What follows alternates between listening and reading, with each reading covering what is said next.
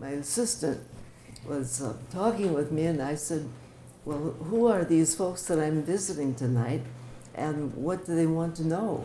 And she said, well, they just want to know about your book. And I thought, well, that's a wonderful opportunity. Where can I start that would have meaning for you? Because I've never brought my book to a body of your age. I don't think there's anybody here who remembers Elvis Presley.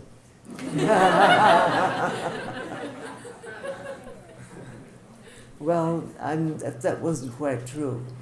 But actually, my book was a gift to me from a very good and old friend of mine, Dick Denute, who also is on the book with me, who said to me about 10 years ago, we've been lifelong friends, you know, you better do that memoir on your life, because pretty soon you're going to be too old to remember anything.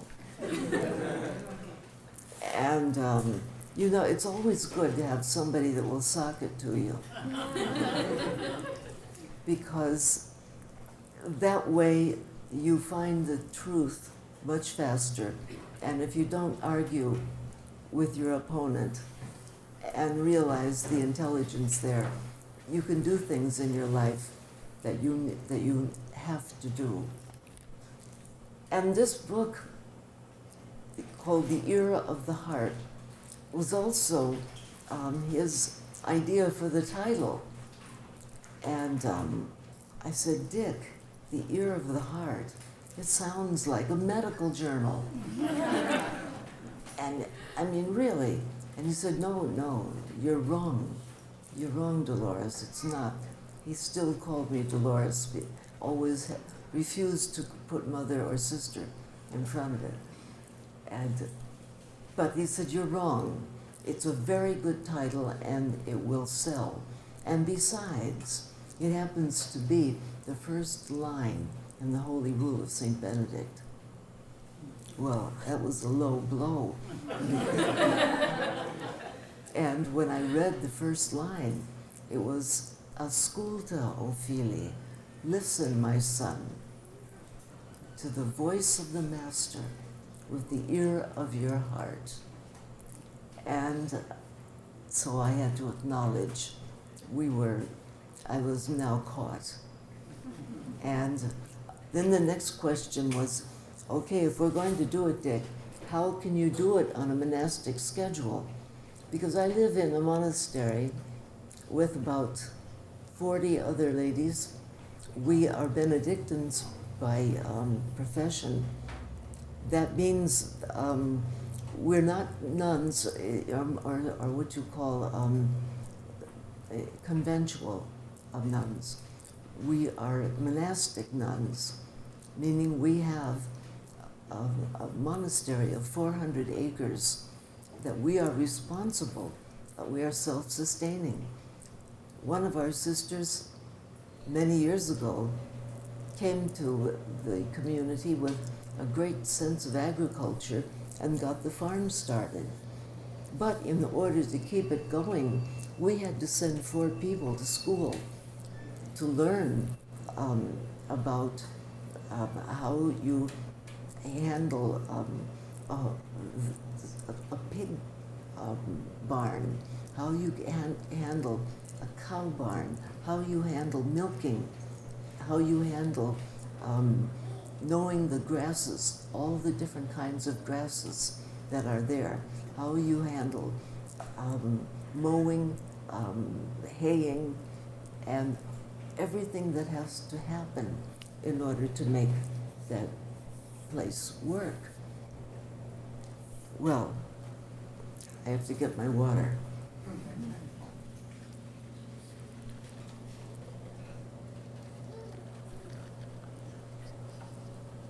Well, before I met this place, Regina Laudis, I had been a very lucky young woman who had had just come out of a hard family.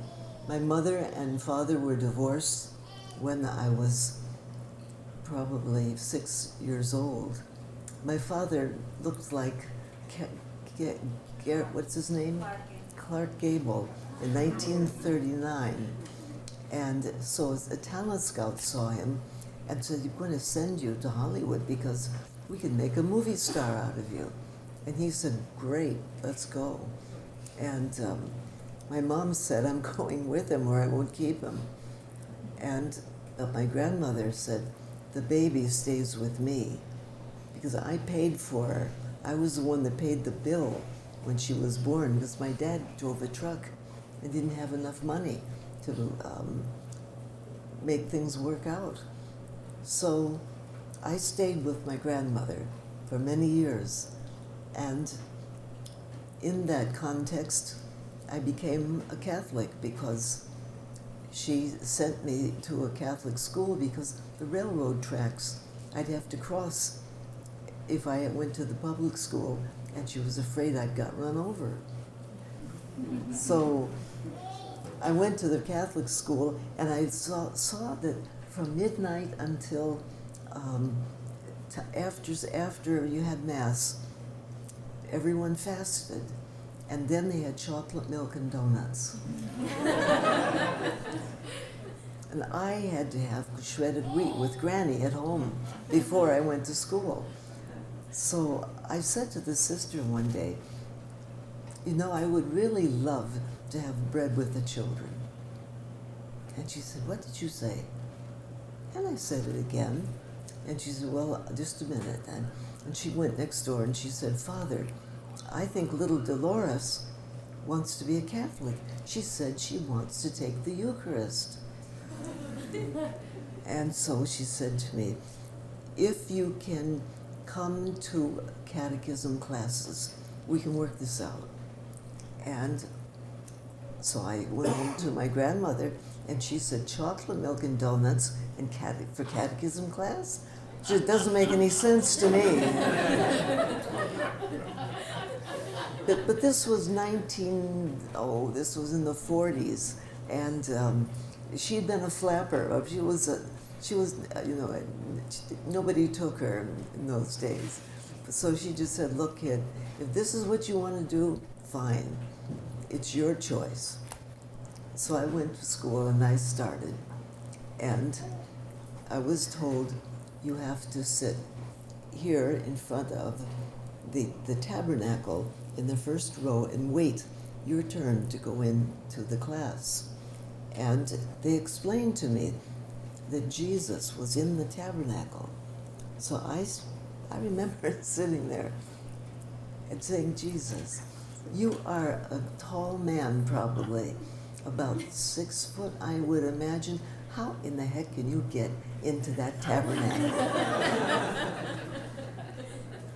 I was very literal, and it helped in a certain way because answers had to come the hard way, and they had to learn another way of answering.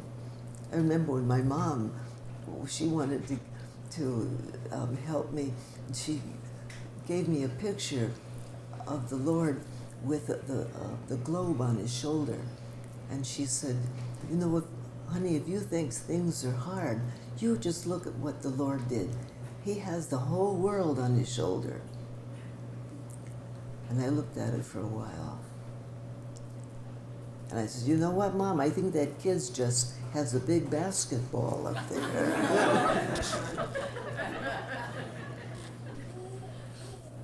So finally I did become a Catholic. And I went through practically all the sacraments up to marriage. And no, seriously, they were very good with me. And they helped me very, very easily to begin to understand the first and simple and most important things that our faith has to achieve. And that was a sense of identity. that each person was their own person. They had been created individually by God. There was no two people that were alike, because everybody comes with a call. Everyone comes with something interior to themselves that makes them long to be, that gives them the desire for a medium, for a domain.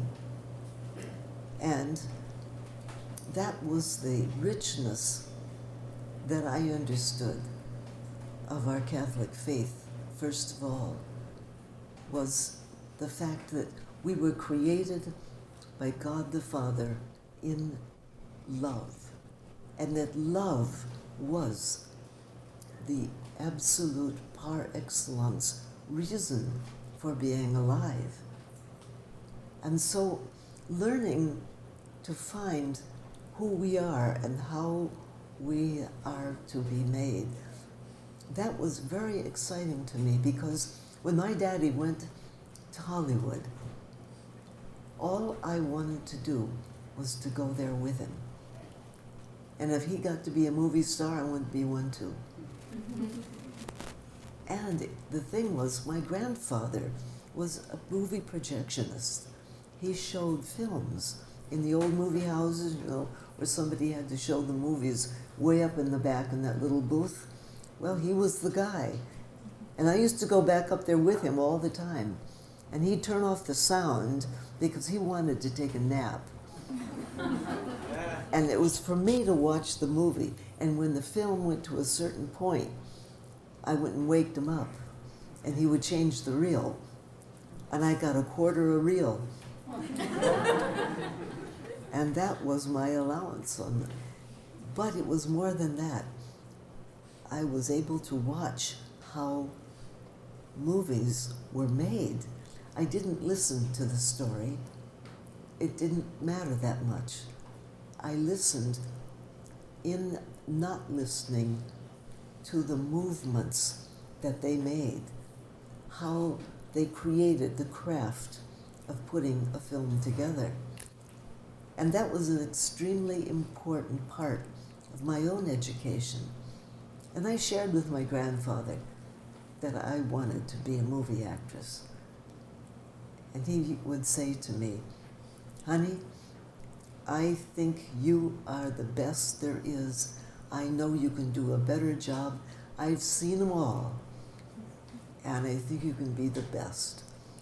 Now, you all know what it means when a mentor, a grandfather, somebody that you trust, someone that loves you, really is for you. What a difference that makes. You would do anything to prove that that was true. Because when we are growing up, we depend so much on that good word from someone that we really love and trust. It's very important to us. Well, it wasn't long before my mom called from Hollywood to say she had remarried. She and my father had divorced. She was not Catholic, which doesn't mean that gives her the right to get married again. I don't mean it that way. But she did not have a conscience that disallowed her to do this. And she married, in fact, a very good Jewish man who had a son who had just been bar mitzvahed. So she wanted me to come back home. Now that was not a simple matter, I can tell you. But I knew I had to go. And I knew that I had to make that step because something in me was just driving for it. And she was living, or we would be living, in the San Fernando Valley, which was a half hour from every major studio in the whole town. So off I went, I think at age 11. And I met a teacher there who did drama. And she believed in me, and she said, if you could play well St. Joan of Arc, I think I might get you a scholarship into college. Again, somebody who believed in you and gave you help. And we worked on that for 4 years. And by golly, we got the scholarship. And when I went to Marymount, the first thing I heard was that Loyola University was playing St. Joan. And they were looking for a St. Joan. One who was not a freshman, was a senior. But my boyfriend, Don, he was a character. He had gotten the 1938 hearse, which he drove, because he thought it looked classy to have it. And he said, look, it doesn't matter. We can work this out. I know the people at the, let's do it. And I went in and did the part for them, and they said, sure, I think you should do it. So I got the part at the St. Joan. And it wasn't long before I discovered that Don had also taken a picture of me, a really lousy picture, to tell the truth. But he was a loving guy, and he had duplicated this picture and sent it around to all the major film companies that he could get an address from. Well, I was so embarrassed at first, I thought I would die, until one afternoon I was in the drama class at school, and the phone rang for me, and it was they said it was a man from Paramount. So I thought it was one of Don's boyfriends trying to give me a rub. So I picked up the phone, and what is it that you want? And they said they wanted me to come in for a screen test for a film they were doing. Well, that blew me away. And I asked what date to go in, and Don said he would get the hearse out and drive me over. So we went over for the screen test, and very shortly, the screen test became an invitation to come in and meet the people in the play, because they wanted me for the part. And I heard that Liz Scott was in the film, and I thought she was a real classy lady. That was a real movie star. And Wendell Corey was in the movie, and he was somebody too. So, and the third one they didn't tell me. So I said, fine, I'll be over. And I went to Mr. Hal Wallace, up to his office, and the director was there, and they introduced me. And finally, they said, and your co-star here, we want you to meet Mr. Elvis Presley. And this young fellow stood up on his feet and said, how do you do, Miss Dolores? I'm very glad to meet you. And I looked at him and I said, how do you do, Mr. Presley? What do you do?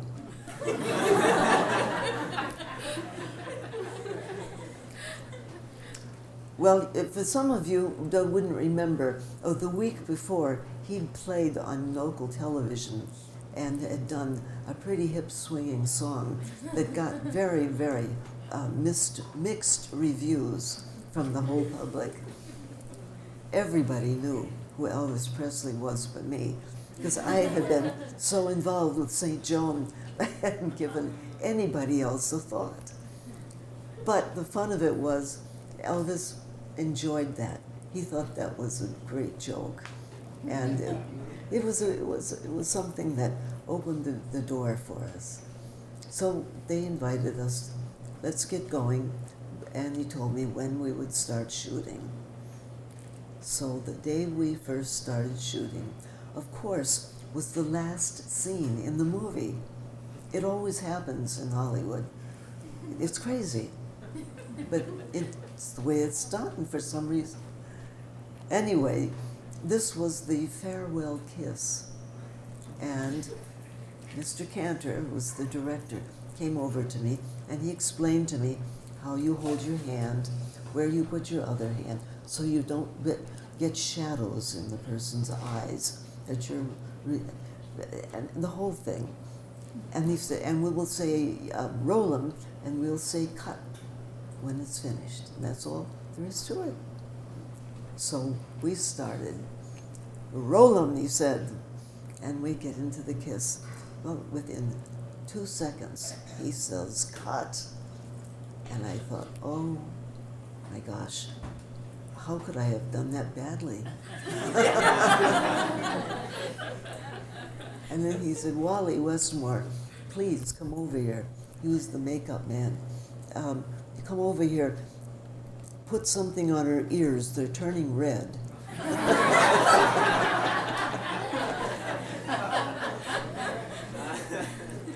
Well, needless to say, it wasn't easy to go into the second round. But within 10 seconds, cut, and he calls Wally Westmore over. And he says, Wally, put something on Elvis's ears. They're turning red.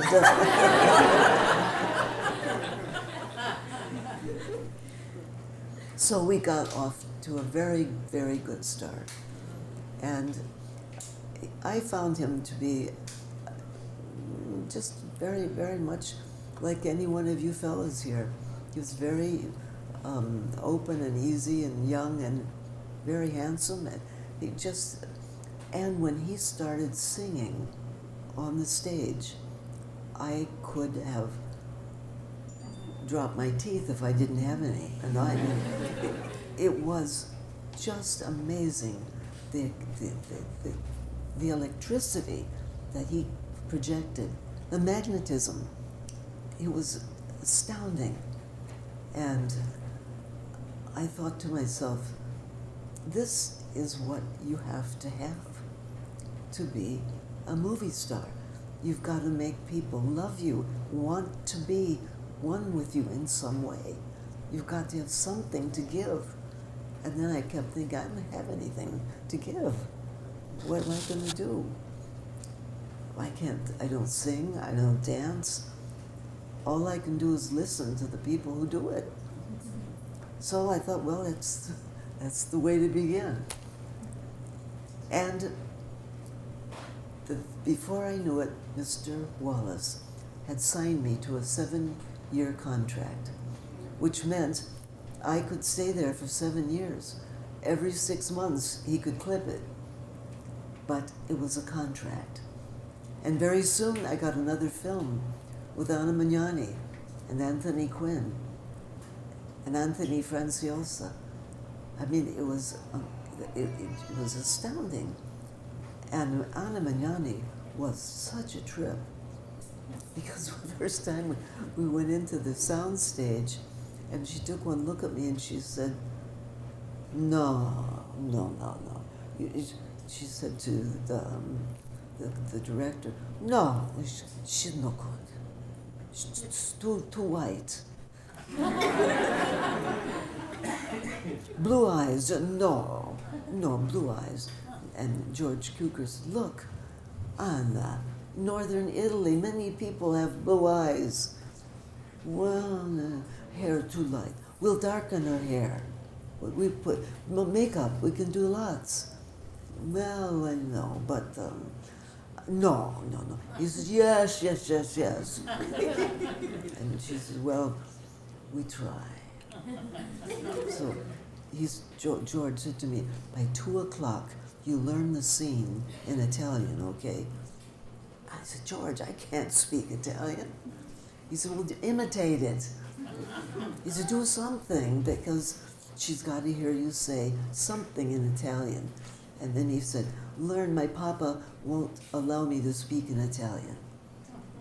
And then he went over and over. Papa non piace parlare italiano. I'll never forget it. So we got into the scene, And nothing that we had thought would happen. She was a completely inspirational character. She totally changed everything. And all I could do was follow and hear and try to relate to what she said. We worked on that scene for practically 6 hours. And the next morning, I was walking through to go to the set, and she saw me, and she came over and she took my ears, and she just went with both my ears. And George was right behind her. I said, "What does that mean?" He said, "It means she likes you." So that film was a wonderful new step. Anthony Quinn was somebody else again. I really loved him. I only saw him in makeup. I really thought he was about 65 or 70. When he took off his makeup, he was a young guy. But he was wonderful to me. And we went to one of the gambling casinos in Reno. And he said, have you ever seen one of these things? You just pull that down and all those things line up, you get a lot of money. I said, "Have it ever happened to you?" He says, "No." So he pulled out. He said, "Here, you go try." And so I put it in, I pulled down the handle. Ding, ding, ding, ding, ding. And all the money came running out of the machine. I was so happy. I was delirious. And the man came over and he says, "Hey, kid, how you doing? You got a lot of..." And I said, "Yeah." He says, "How old are you?" I said, 17. He said, "Sorry, you're underage." That's what Tony said too. He said, "Oh, you little... You are so stupid. You should have told him you were 21. I said, "I can't lie." He said, "Not even for $2,000. Well, anyway, it got us off to a good start, believe me. And that film was great. Then I heard I was going back to another film with Elvis called King Creole. And we were to go down to New Orleans, and he was going by train. And when we got there, it was very good because there was another side of Elvis that I came to appreciate there. We had to stay in rooms in a hotel and go to the set over planks that were built from building to building because there was so many kids running in the street. All they wanted was to touch him. And that there had to be some way to get to work. So we would wait in one of the rooms in the hotel, and Elvis would go over and he'd pick up the Gideon Bible, and he'd open it, and he'd say, "Oh, Psalm 32, God the Father, blah, blah, blah, blah," and he would say the psalm. He'd say, "What does that mean to you, Dolores? Miss Dolores?" And then I would give my little patty back. And then he would open another, and then something would come up, and he'd say, "Oh, Psalm 22, this is what this means to me." And then he would give a little discourse on what he thought it was. Well, we did that so often that in between takes, I knew that this fellow had been raised by a very loving mother and dad who got him into his religion early and got him to trust something in the Bible would speak to his heart. I mean, you know all those songs that he sings, the biblical songs. There's something that comes through from him that's very, very special. And I remember one of the main points that struck me on that trip was we got into the car. As I told you, all the kids were there, and there was about that much of the window that was left open. And just as the car was starting to pull away, I saw a kid thrust her arm into the window to try to touch Elvis. And he turned and he saw it, and he yelled to the driver to stop the car, and which he did. And he got the window down and handed her her handbag. And, well, I never heard anything about this until about maybe 10, 15 years. And I got a letter from a young woman who said, I don't think you remember, but I was the girl that put my arm through the window in King Creole. And I want you to know I have been so grateful all of my life because I realized I could have lost my hand that day. I could have been dragged by that car. Anything could have happened to me. And that was a grace-filled moment that was really amazing to me. And that really was the way that he operated. He said to me one day, you know, I really love doing this film, King Creole. I want to do good films. I want to do something, I want to be the next James Dean. I really want to have good parts. Well, you know that wasn't given to him. He never got the kind of film that I know he really wanted to do. And I really felt bad for that. Especially when I saw, later when I was in the Abbey, and I saw what happened to him. It was again, the importance of someone helping you to do what you're meant to do. I did, in fact, many, many films after that. I was even invited to New York to be in a play with, this was 1959. The Pleasure of His Company was the play. And after many, many weeks in the play, it was months in the play, I said to one of my friends, I'm really getting tired. And she said, you know, I know a place you could go in the country and you could get some rest just for a couple of days when the theater's dark. It's called Regina Loudis, it's up in Connecticut. And I said, are there nuns there? And she said, oh yeah. I said, no, I don't think I want to go. And then she said, no, they can't talk. They're contemplative, they don't talk. I said, well, if you say it's good, I'll go. Well, the first time I put my foot on the ground there, I was just astounded. I felt like I had grown up right out of the soil. I knew I belonged there. You've had that experience, I know. When you really meet someone and you want to meet that person again, you want to sit next to that person and you're arranged so that it can just work that way, or you want to go back to that party, whatever it is. When love takes you over, you know it. And something in you works to find out. What is it? So I went to meet Mother Benedict, who was the head of the monastery. And I told her what was going on. And I said, do you think that I might have a purpose, or do you think I might belong here? And she looked at me and she said, you know, no way, Dolores, you go back and do your movie thing. You're too young. You need to get experience. You need to find out who you are more. No, this would be too much for you.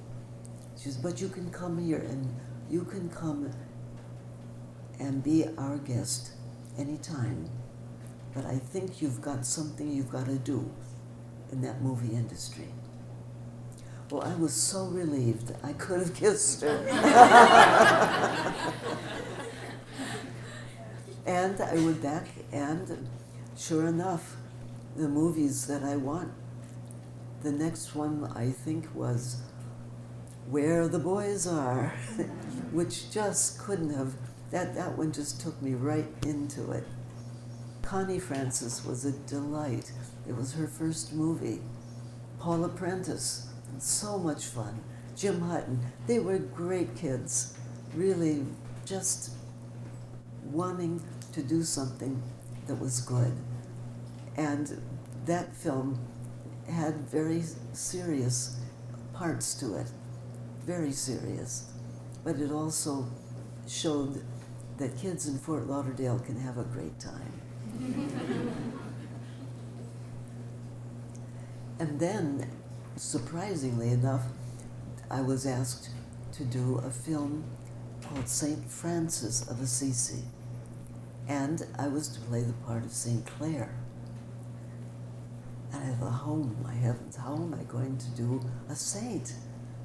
I mean, I can imagine something, and you can, think about it but to be in a camera in front of the people, and so I'll either come off super pious, or Lord only knows what will happen. But someone said to me, you must go to see St. Clair in her grave in Assisi, and she will talk to you. Well, before I knew it, 20th Century Fox had found another girl to do the part. I was so mad. I said, I had the ticket to go. I had to go to Paris to get my hair changed to another color.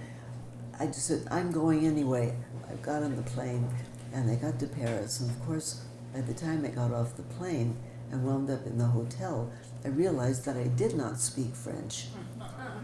I had only the money in my pocket, and I didn't know how to spend it, because I went outside just to get a piece of fruit.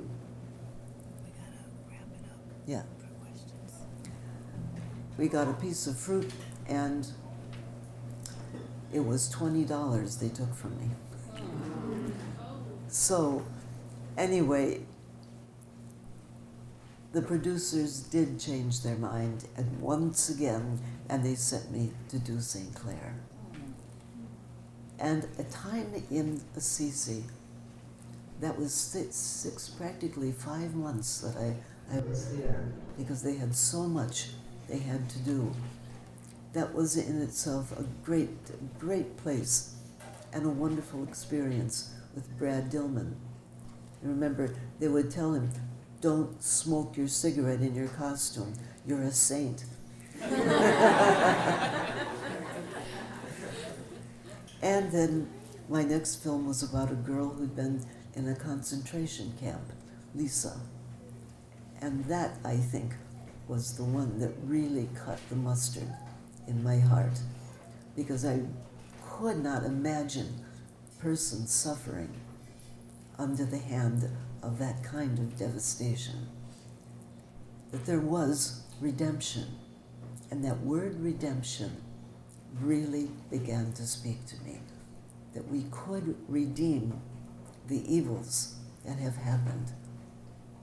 And then I went back to Regina Laudis, and I knew that was, again, why people prayed, was to redeem the sufferings like that.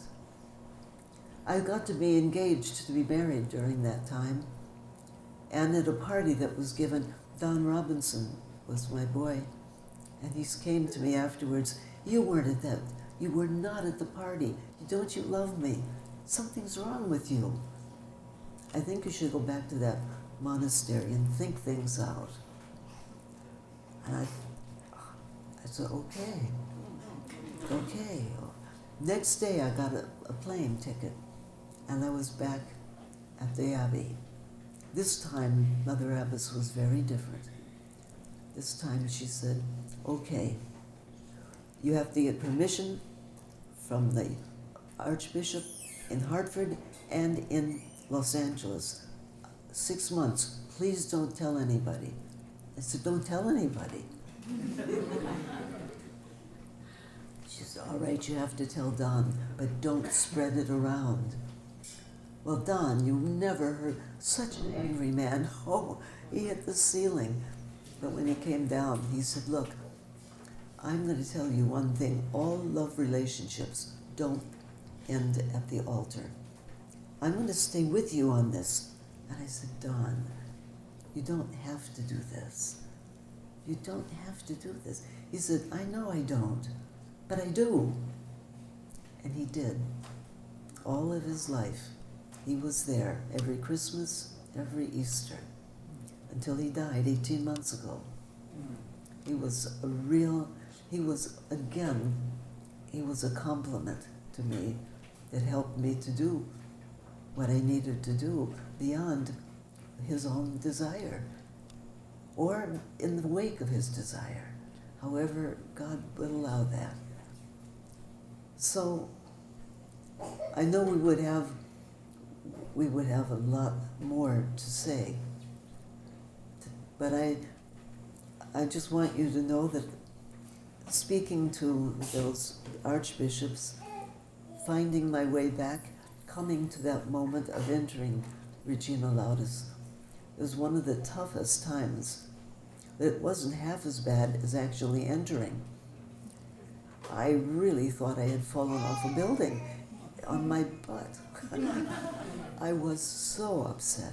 I cried myself to sleep for years until I finally made vows, because the change was so physically different, and the change was to put my body into that orbit. But I knew that was what was being asked of me. Now there's a lot more things that I would love to tell you about, but my friend over here said, why don't you let them ask some questions so that you can stop talking yourself? Pardon? Just a couple, are we ready? All right, we're right. Anybody have a question? No questions? Yes. With a beret. Why are you wearing a beret? Oh, that's wonderful. Why not? Oh, Father. It's not part of the habit, Father. No. But some of you may know, when you become a nun in our order, you get a haircut that's pretty short. My hair was down to here, right? And I wrapped it around and did all kinds of fussy things with it. Even after Lisa, when it was cut, it was much more than what happened. And my head was so cold, I was getting sinus and complaining. And finally one day, the abbess came up to me and she said, Sister, I think you should try this, it'll help you. And she handed me a beret. I don't know where she got it. But she said, try this, I think it'll help you. And so I've been wearing it since. And then people have given me these little pins. And I'm, oh, what better place is there? This one was when they brought me back into the motion picture, the Archbishop of, what is it, not Archbishop, the Motion Picture Academy, Arts and Sciences. Yes, and they renewed, it was the Oscar vote of 1990 for my 25th anniversary. And what was his name, the actor? I forget. Anyway, it was the actor who was the president, Carl Malden, right? And he was a good friend. And Carl said, I think you should be voting again, and I think that we need to have a representative of the church in the vote. So they got me into the academy. And the rest of them are birds, which I have in my office. Because I have a parrot who's 24, 23, and a number of finches and a canary. And so people have given me those as tokens of remembrance. And the last one is the pin of the Holy Eucharist, which is the reason why we are doing what we're doing.